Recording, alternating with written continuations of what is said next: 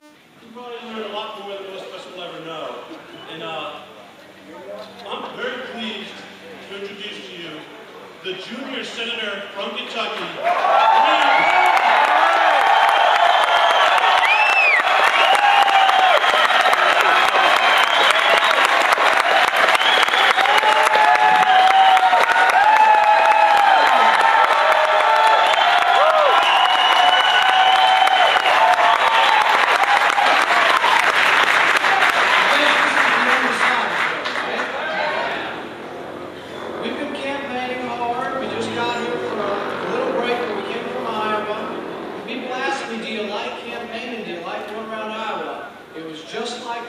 overflowing crowd, lots of youth and lots of energy.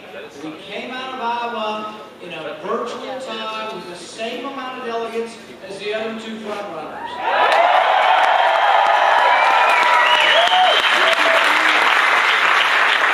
People say it was campaigning fun. And I was thinking back to one time during my campaign, I came into a little town of Litchfield, Kentucky, and a woman came up to me and she grabbed me by the hair. And I said, "What's up?" And she said, "I just wanted to check and see if it was a toupee or not." I said, "Hey lady, I'm just having a bad hair day." My dad used to like to tell the story, and he still does sometimes, of what it's like in Washington. I think this gives you an example of what it's like. There was a real close budget vote, and there was one Republican wavering in the wind. That sounds like some of our other nominees a little bit. Wavering in the wind, didn't know whether to vote for the package or not, but there were all kinds of goodies in the package for his district. That sounds like one of our nominees, potential nominees. So the guy came out, and it was a close vote, and this certain Republican decided he would vote for the budget. Had all the goodies in there. And when he came out, they said, "Well, how did you make your decision?" He said, "Well, I went with the best deal." And they said, "Well, does that mean your vote's for sale?" And he said, "No, but it's damn sure for rent." That is the tragedy of Washington. That's the way it works. I've been there and I've seen it. And so many of us, as this campaign goes on, we want to say, it was just President Obama. If we just get rid of President Obama, it'll be fine. Well, what happened when we had a Republican president and a Republican Congress? We doubled the size of the debt.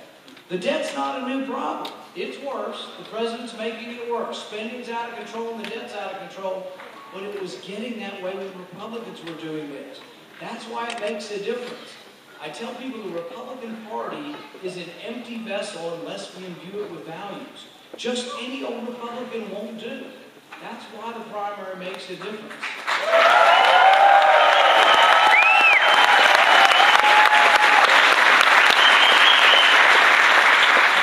I think we face a day of reckoning. There's a debt crisis coming to this country. It's in Europe now, and it's coming. Erskine Bowles, who's head of the Debt Commission, said it's the most predictable crisis in our history. Bernanke even said the debt is now unsustainable. Admiral Mullen said that the debt is our biggest national security threat. It's coming. It's coming to America. We are borrowing $40,000 a second. $2 million every minute. By the time you leave here, we will have borrowed another $70 million. We owe China over $1 trillion. And yet, you know what? We give China foreign aid. Can you believe it? We borrow it from them, and then we turn around and send it back to them. And you say, well, that must be the president's fault too. Well, guess what? Most of the Republicans in Washington still vote for foreign aid. There's a guy who did pretty well in Iowa, who's been in Congress, used to be a senator from Pennsylvania, I don't want to name his name, never voted against foreign aid. I had a bill recently, or an amendment, to eliminate what was left of foreign aid, and only got 20 Republican votes. 27 Republicans voted for it. You can't borrow money from China and then give it back to them. That's why it makes a difference what kind of Republican you get. Department of Education. When my dad began his career, he became famous as one of only 4 congressmen who supported Ronald Reagan. Ronald Reagan said, and it became part of our platform, let's get rid of the Department of Education. Well, you know what? There's a guy that came out of Iowa, whose initials are RS, and used to be a Pennsylvania senator, who voted to double the size of the Department of Education. That's why the debt got worse. I told people when I ran that the Tea Party was equal parts chastisement to Republicans and to Democrats, that we had to get our act straight. There's only one candidate in this race who will do it. There's only one candidate who has a plan to balance the budget in one term.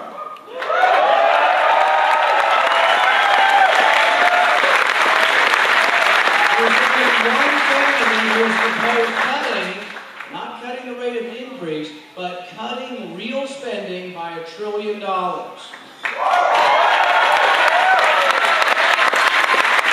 There's only one candidate in this race who's never, ever been accused of flip-flopping. And there's only one candidate in this race who the soldiers trust, who the soldiers have given more contributions than all the other candidates combined, and that's my father. Please welcome Brian Kelly.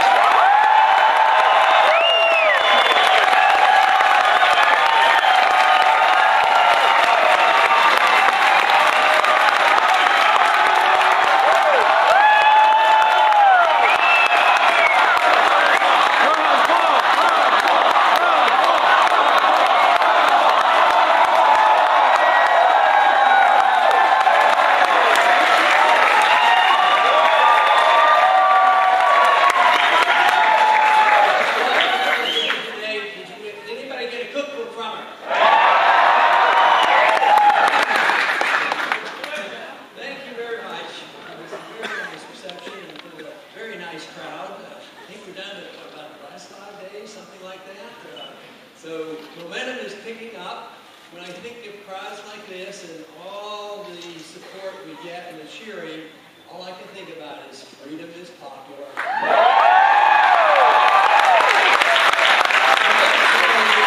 It's getting more popular, and that's what I like. It has been a very interesting lead up to the New Hampshire primary. Of course, we believe we did very well in Iowa. And now this is the first primary, and guess what? We're predicting we're going to do very well on Tuesday. Some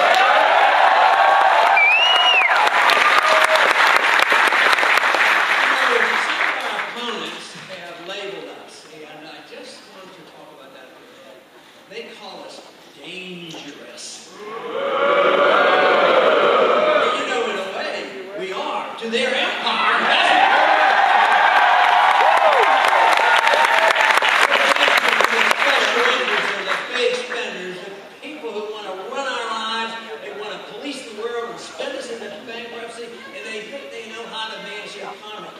Change that, they're in danger of getting routed from the system.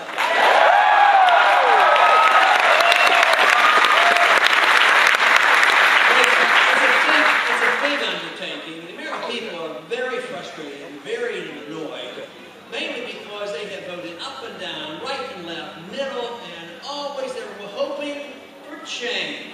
And they never get it, and they're sick and tired of it. But right now, the people who truly want change in this country, change for the better, by shrinking the size of the government, they're joining our campaign.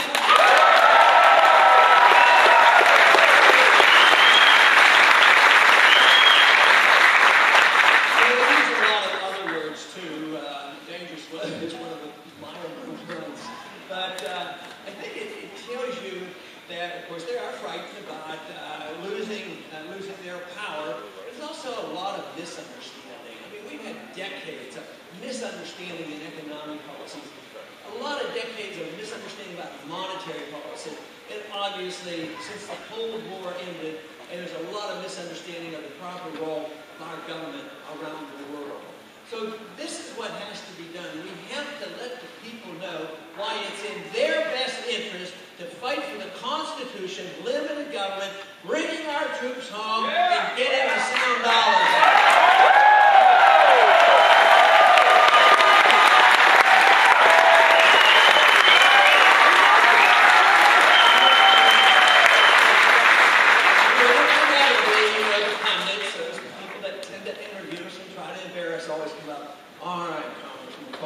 You're so out of step with Republicans. And you have this foreign policy that seems so strange. Oh yeah, very strange. Strong national defense, mind our own business, and take care of ourselves. Yeah.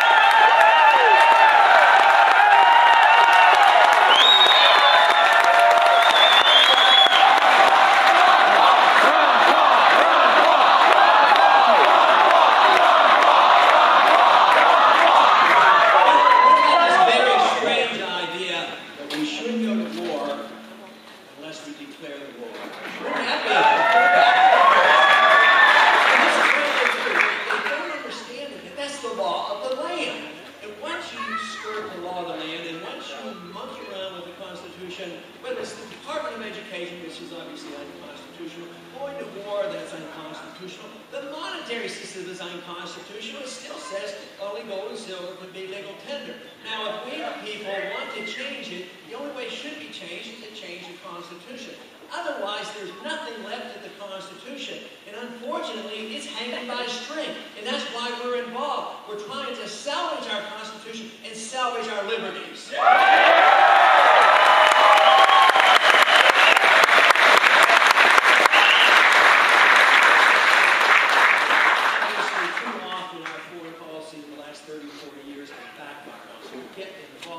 We spend a lot of money, lose a lot of lives, and there are no victories. And then the financial consequences are severe. There's been a $4 trillion increase in our national debt due to the wars we're fighting in the Middle East. Nobody gave proper authority to go there. Nobody knows exactly why we're there. Nobody knows when it's going to be over. They claim it's over in Iraq. I think it's only the beginning, unfortunately, and it's just more turmoil. And the sooner we understand that minding our own business is a much better way to get along with people than dropping bombs on them.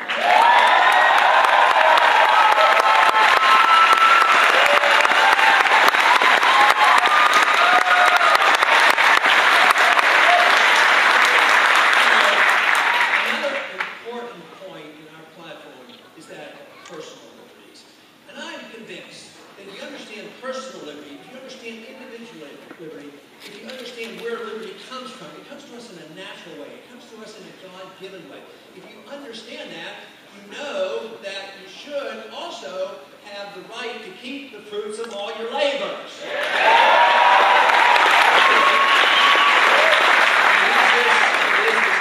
Attitude about individual liberty that has really been undermining whether it's our foreign policy or our economic policy.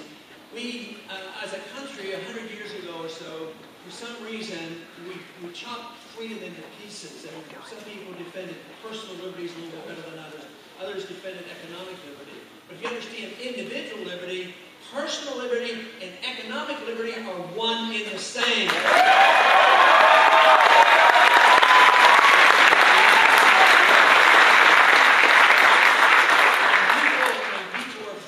Sometimes they overdo things. And I think a lot of that happened after 9/11. By not understanding the full impact of what was going on after 9/11.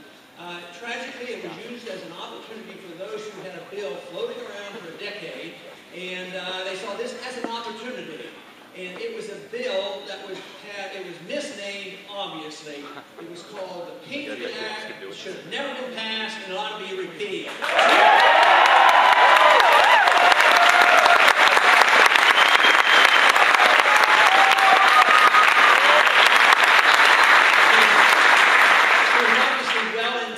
But taking away our freedoms is not a good result of what they were trying to do.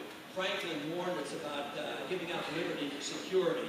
And I have come to the firm conviction that we as Americans should never give up any liberty on the pretense that we're going to have more security.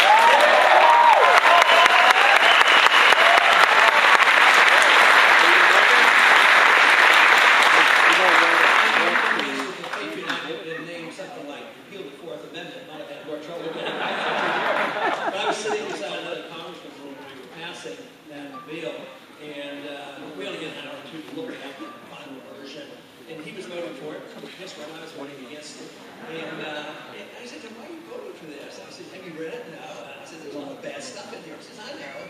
And I said, well, why are you voting for it? He says, well, how can I go back to my district after 9/11? People want us to do something. I can't go back and explain it to them. I said, but that is your job to go back home and explain it to them.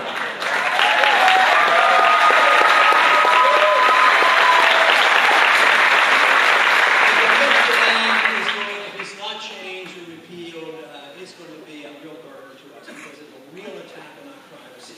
And now they're planning more. They're planning the whole idea of controlling the internet. They're saying they're going to control piracy on the internet, but what they're going to do is control your freedom, your privacy.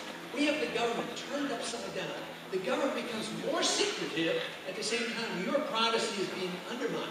The Constitution was meant to protect your liberties, your privacy, and the government was to be open.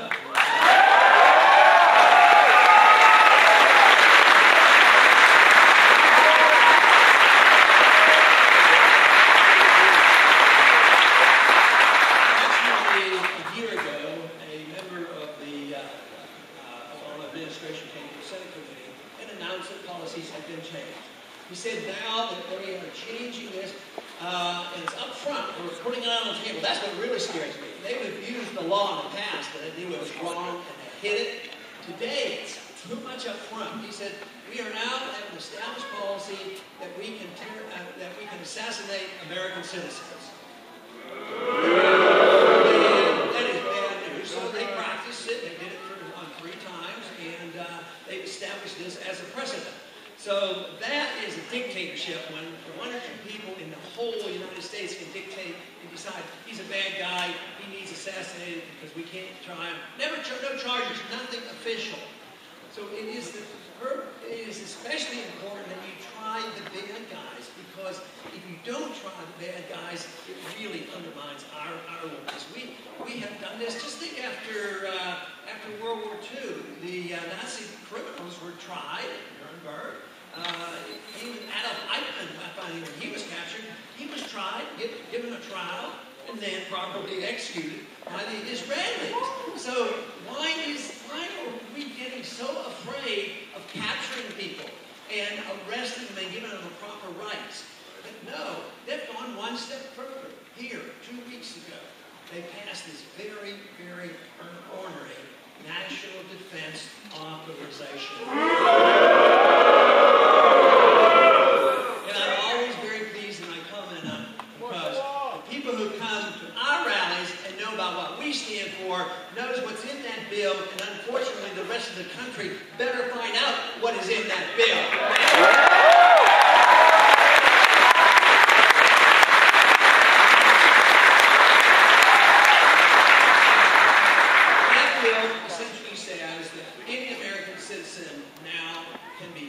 Arrested, not by their local police, not by the FBI, not by some other group, but by the military. This is military law. The military can come in and arrest an American citizen and put in prison indefinitely and denied a lawyer. That has to be reversed, or we cannot have a republic anymore. So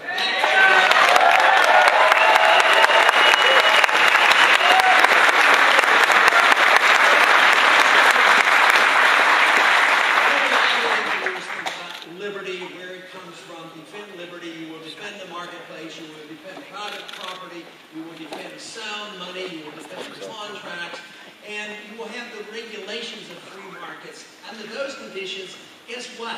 The rich don't get bailed out, and the people don't get their bad debts dumped on them. You have to live up to the contract and the bankruptcy. So this is the important thing. We have to see free market, individual liberty, sound economic, sound foreign policy. And we have a tremendous opportunity. We are having a tremendous impact. Iowa was a great victory as far as I'm concerned, and I believe that the momentum will continue. I believe this country is ripe. They're frustrated with the leadership of both parties. They never see anything change, but they know darn well that I will stick to my guns and put in that office and protect the